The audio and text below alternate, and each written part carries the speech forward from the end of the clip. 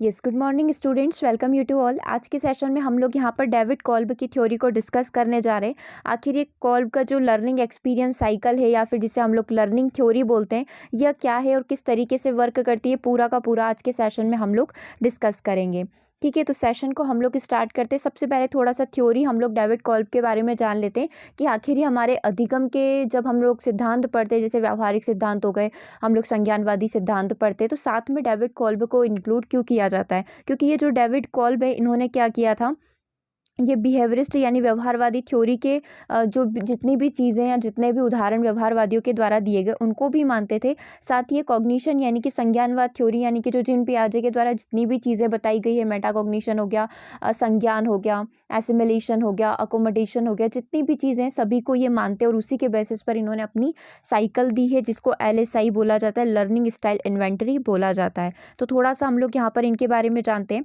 प्रसिद्ध शैक्षिक सिद्धांत का डेविड ए कॉल्ब जो अपनी लर्निंग स्टाइल इन्वेंटरी के लिए जाने जाते हैं, इन्होंने एक बार क्लॉप्स लर्निंग साइकिल, मतलब इन्हीं के नाम पर, इनके सरनेम के नाम पर ही कॉप्स लर्निंग साइकिल एक सिद्धांत का सुझाव दिया था, जो क्या बताता है, जो सीखना अनुभव की एक उपज है। मतलब आप कोई भी लर्निंग कर रहे हैं तो उसमें सबसे ज़्यादा ज़रूरी क्या होगा, आपके अनुभव होंगे, आपका एक्सपीरियंस होगा, ये सबसे ज़्यादा यहाँ पर इम्पॉर्टेंट होगा। तो इसके बारे में बताया गया है। और लोगों के प्रदर्शनों का प्रबंधन करना और सीखने के लिए इसके कारकों के बारे में जागरूक होना बहुत ही ज़्यादा ज़रूरी है। ये सारी चीज़ें किसने बताई है? कॉल्ब ने बताई है।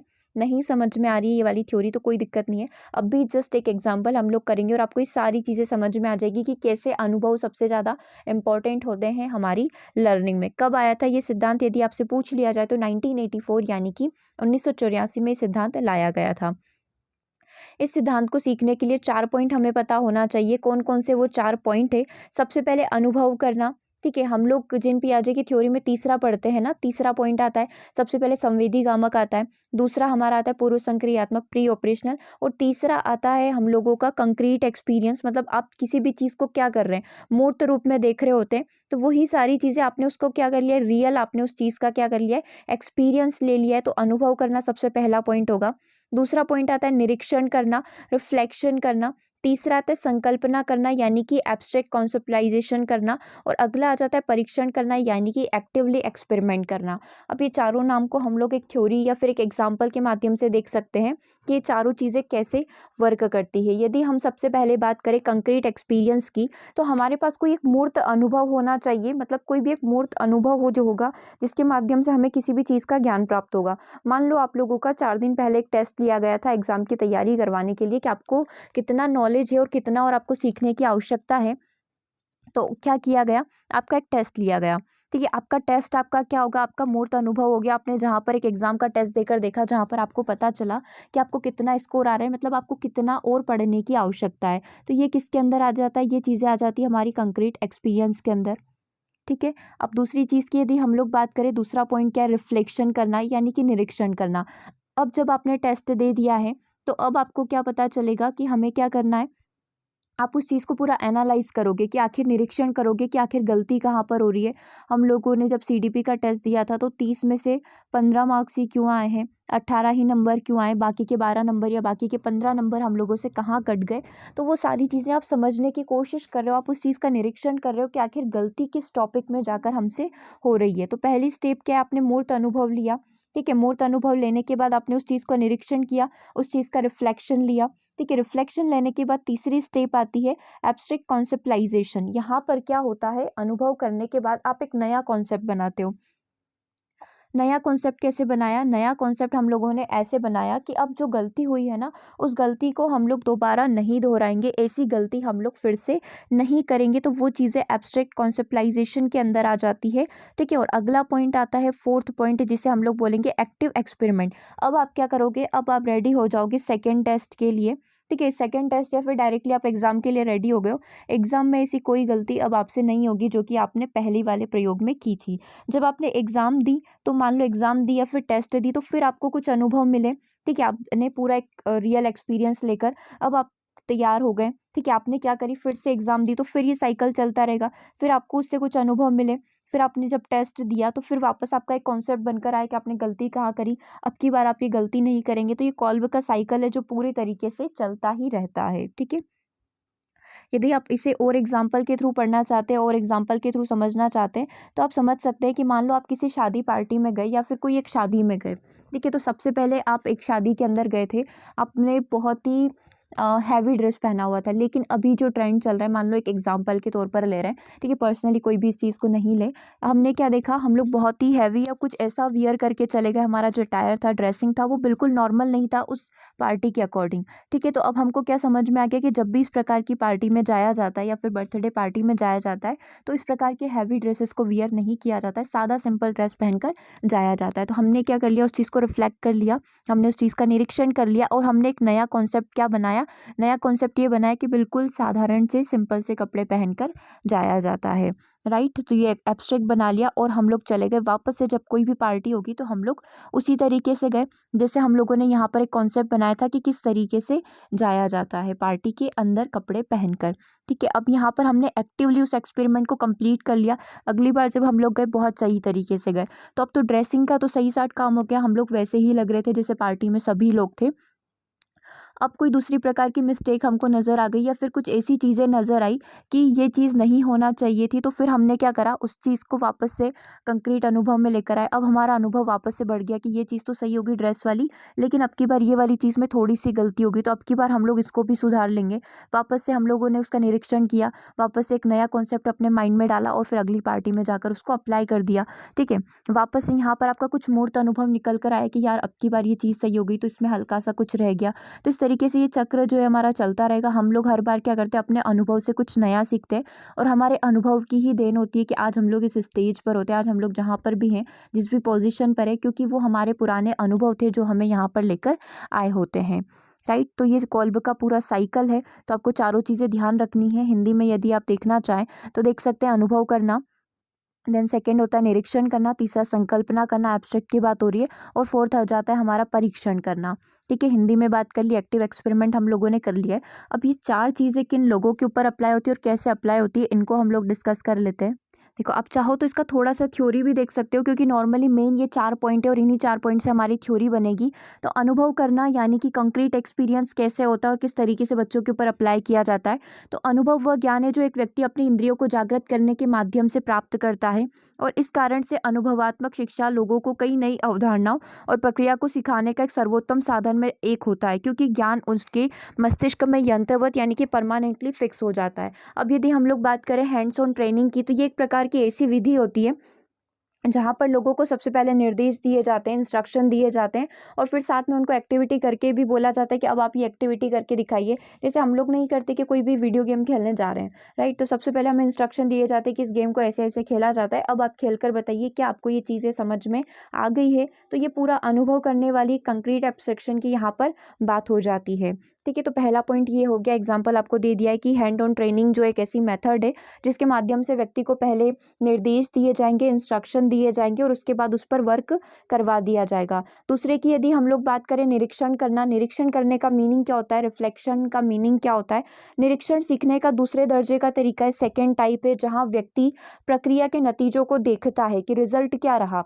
अब उसने अनुभव ले लिया, एक एक्सपीरियंस ले लिया, अब वो देख रहा है, अनुभव को कैसे देख रहा है कि आखिर मुझसे गलती कहाँ पर हो गई, या फिर उसने कुछ अच्छा सीख लिया है तो उस अच्छे सीखी हुई चीज़ को और आगे कैसे अप्लाई करना है। मान लो कोई कार्य अच्छा हो गया, जरूरी नहीं ना कि हर बार हम लोग बुरा ही कार्य करें या फिर कोई गलती ही करें।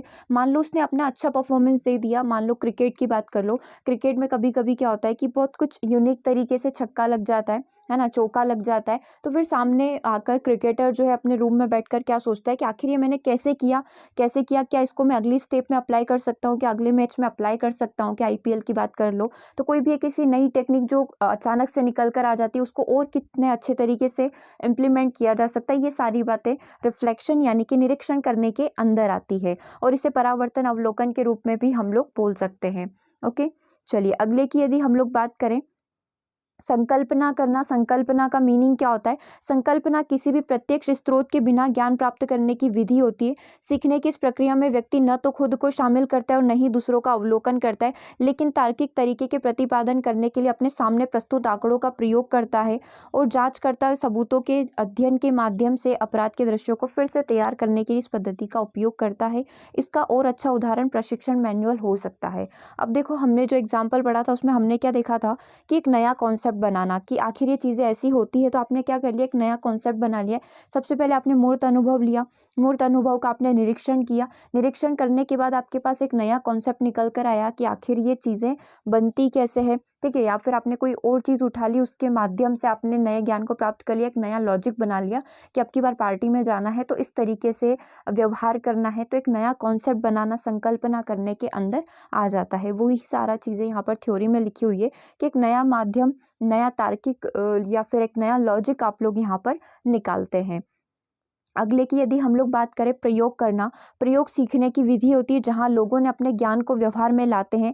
कोई भी व्यक्ति हो गया, अब अपना जितना भी ज्ञान है उसके पास, जितना भी उसने मूर्त अनुभव लिया था, ठीक है, फिर उसके बाद उसका निरीक्षण किया, फिर उसने उसकी संकल्पना बनाई, एक नया कॉन्सेप्ट बनाया, अब बारी आती है उसको अप्लाई करने की। तो प्रयोग सीखने की वह विधि होती है जहाँ लोगों ने अपने ज्ञान को व्यवहार में लाते हैं और यह भी देखते हैं कि इससे कुछ नया सीखा जा सकता है या नहीं। अब कॉन्सेप्ट बनाने के बाद व्यक्ति ने उसको अप्लाई किया और वो देखेगा क्या इससे और कुछ नया इम्प्लीमेंट हो सकता है क्या, तो वो सारी चीज़ें किसके अंदर आ जाएगी, एक्टिव एक्सपेरिमेंटेशन के अंदर इस चीज़ को कंसीडर कर लिया जाएगा।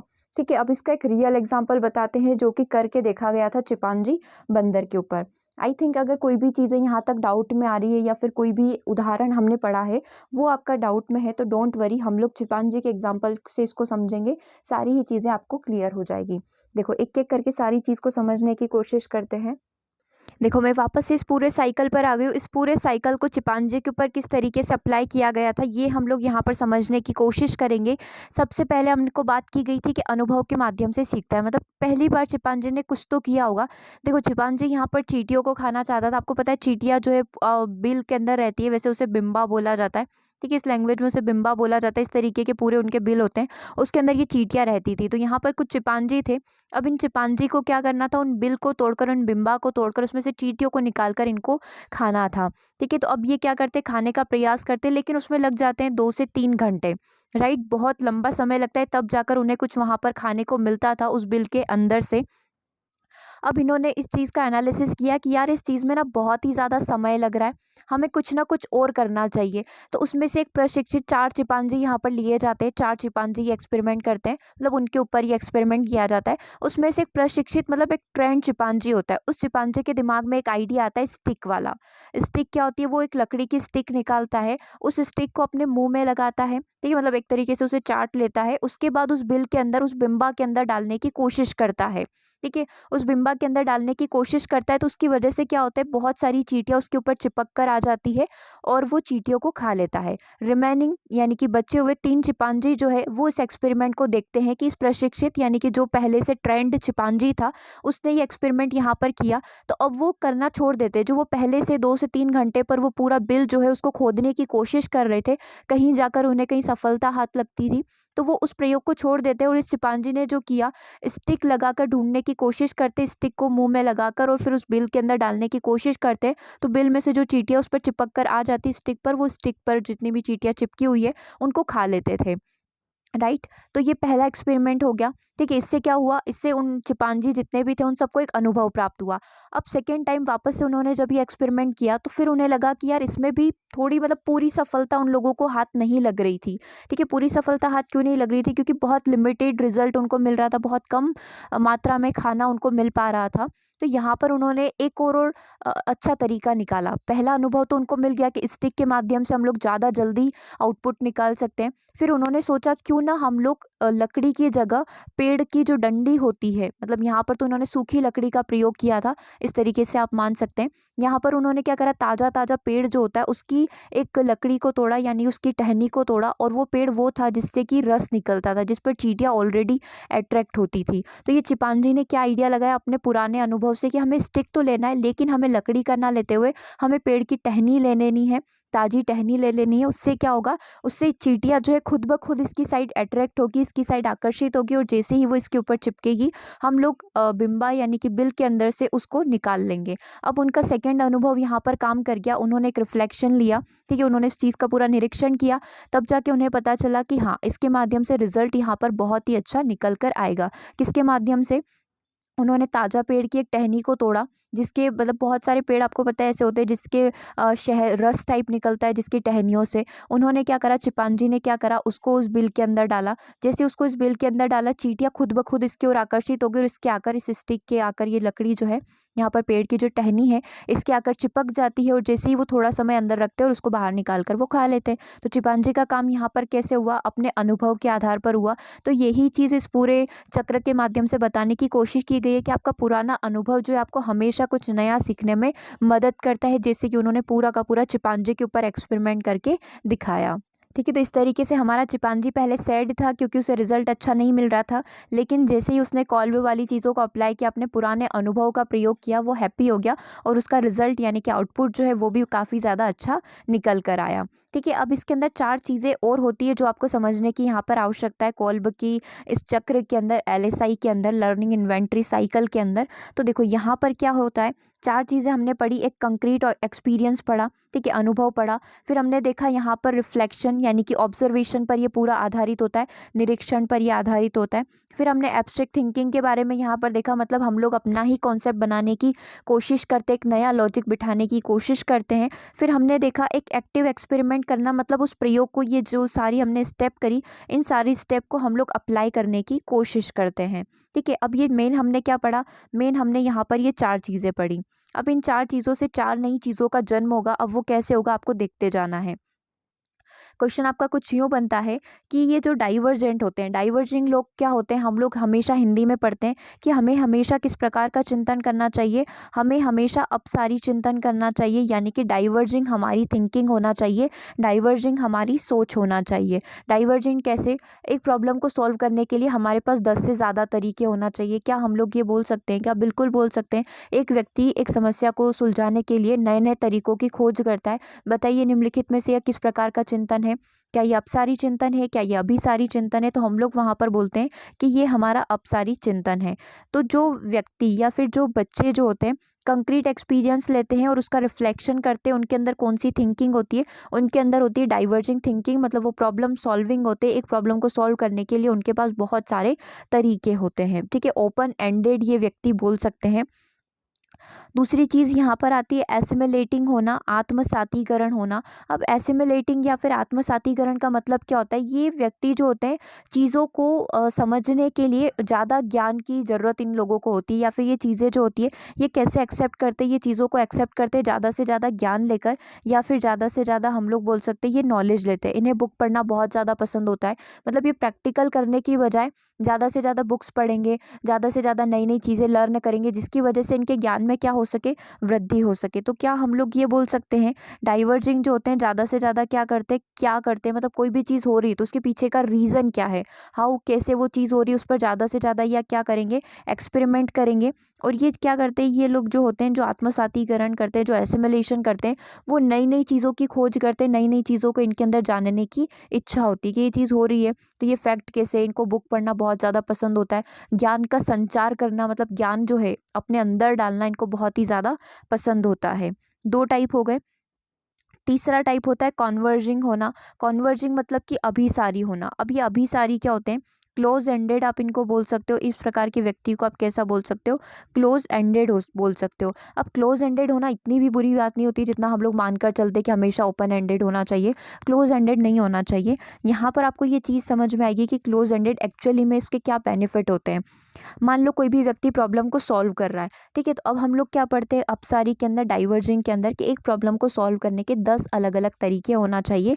लेकिन कॉन्वर्जिंग यानी कि अभिसारी के अंदर क्या होता है, ये सारे फैक्ट, इनके पास जितने भी फैक्ट है या जितना भी डेटा है, उन सब डेटा फैक्ट वगैरह को ये क्या करते हैं, कलेक्ट करके रखते हैं। मैं यहाँ पर सारी चीज़ें लिख रही हूँ। कोई भी इनके साथ फैक्ट है, कोई भी डेटा है, या फिर कोई भी तर्क है, या फिर कोई भी लॉजिक, हाँ तर्क लॉजिक एक ही होता है, या कोई भी सिद्धांत वगैरह इनके पास रखा हुआ है, तो उन सब सिद्धांत को ये लेकर बैठेंगे और तब तक बैठे रहेंगे जब तक कि उस प्रॉब्लम का सॉल्यूशन ये निकाल नहीं लेते। जैसे कोई भी वैज्ञानिक वगैरह हो गया, कोई भी इंजीनियरिंग वगैरह का हो गया, तो वो क्या करेगा, सारे सिद्धांत वगैरह, सारे कॉन्सेप्ट वगैरह को लेकर आएगा और उस प्रॉब्लम को तब तक सॉल्व करता रहेगा जब तक कि उसका फाइनल रिजल्ट निकल कर नहीं आता। तो इस प्रकार के व्यक्ति कैसे होते हैं, क्लोज एंडेड होते हैं, वो एक ही प्रॉब्लम को लेकर बैठे रहते हैं और जब तक सॉल्यूशन नहीं निकलता वो बाहर नहीं निकलते हैं उस प्रॉब्लम से। तो इस प्रकार के व्यक्ति हमारे कॉन्वर्जिंग अभिसारी यहाँ पर कहलाएंगे। अपसारी कौन होते हैं, अपसारी मतलब कि चिंतन करने के अलग अलग तरीके रखने वाले जो होते हैं वो सारे डाइवर्जिंग होते हैं। ठीक है, आत्मसातीकरण कौन करते हैं, जिन्हें नॉलेज लेना, जैसे पॉइंट वगैरह हो गया, जिनको ज्ञान अपने अंदर संचित करना बहुत ज़्यादा पसंद होता है, उन्हें हम लोग यहाँ पर आत्मसातीकरण एसिमुलेटिंग वाला पर्सन बोल सकते हैं।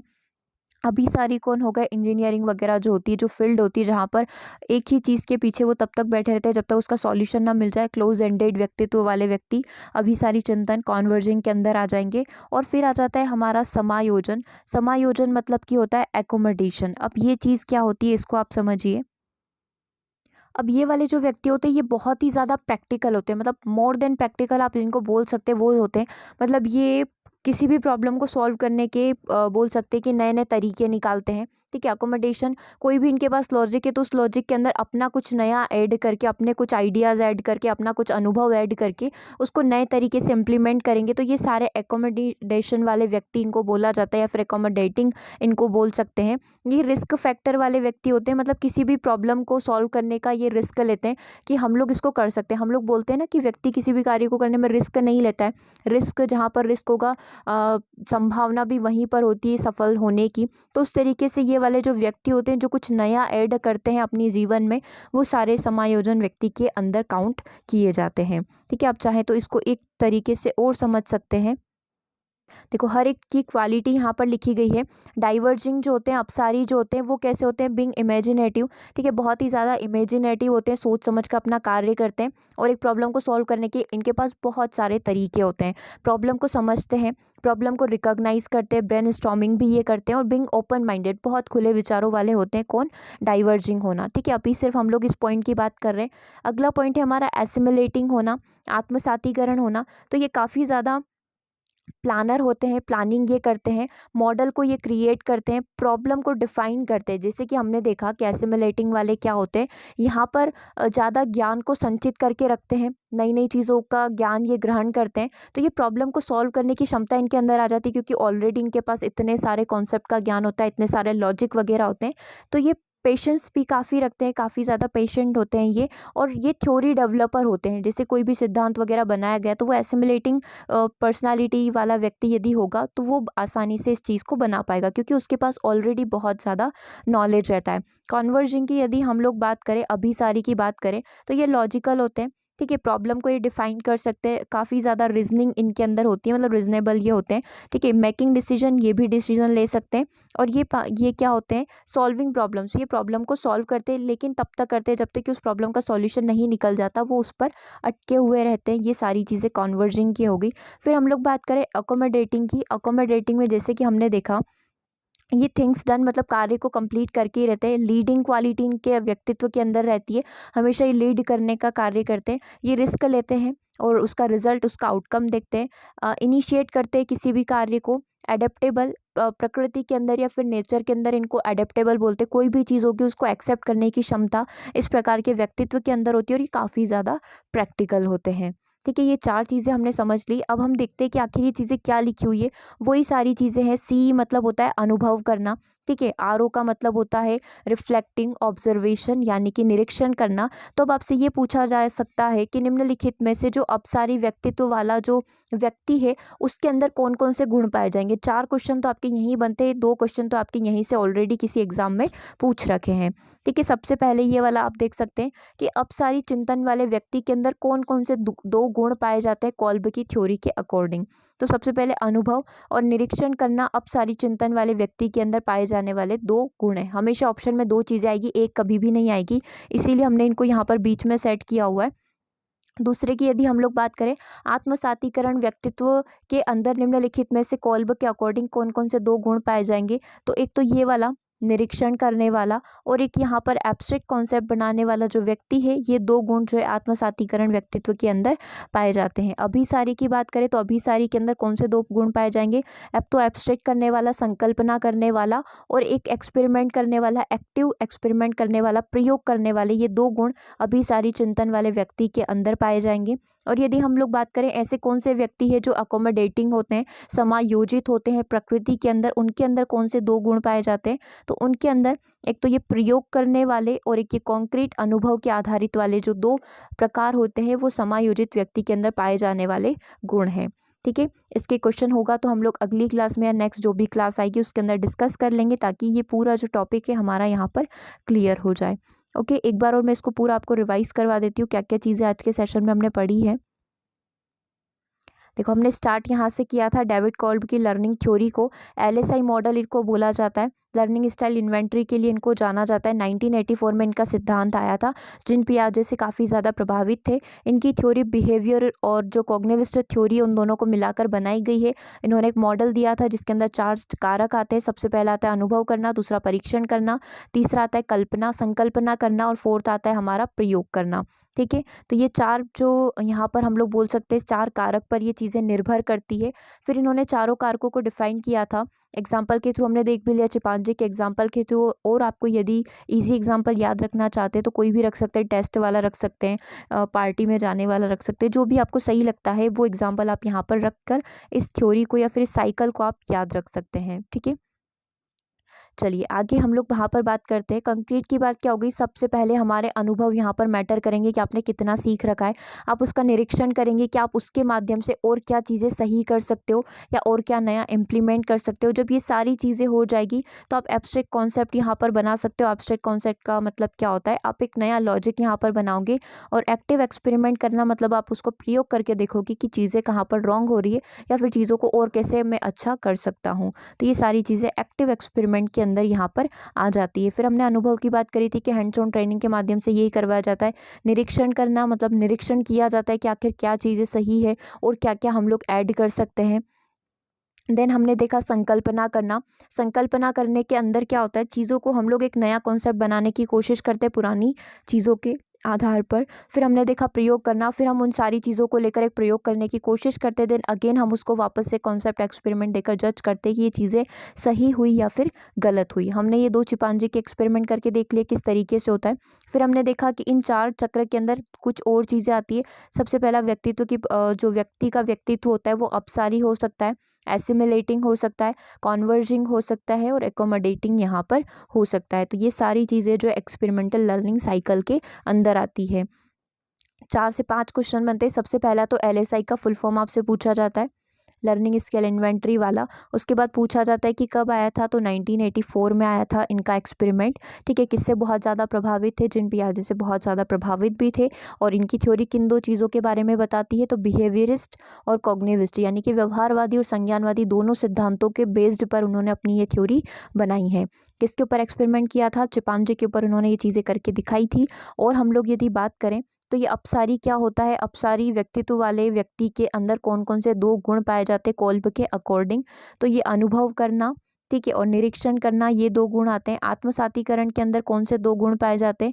एक तो ये वाला निरीक्षण करने वाला और यहाँ पर संकल्पना वाला। फिर अभिसारी के अंदर कौन से 2 पाए जाते हैं? तो अभिसारी के अंदर हमारे पाए जाते हैं संकल्पना करने वाला और प्रयोग करने वाला। और अगर आपसे ये पूछ लिया जाए समायोजित व्यक्ति के अंदर या एकोमोडेटिंग व्यक्ति के अंदर कौन कौन से 2 गुण पाए जाते हैं?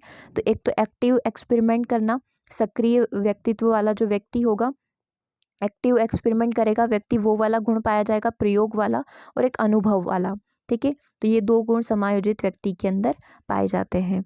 ओके, तो आज के सेशन को हम लोग यहीं ओवर कर रहे हैं। मिलते हैं नेक्स्ट सेशन में 2 PM पर। Thank you for watching.